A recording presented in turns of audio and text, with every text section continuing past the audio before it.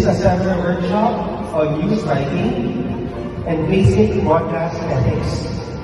Whenever we do something, kahit tayo ay maging isang professional, maging isang simpleng manggagawa, maging isang obrero, laborer, we all, of course, would like to have ethics.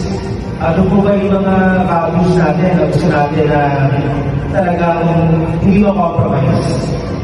Because in this game called life, marami po mga hamon na kung saan darating sa punto that you will have to make a choice between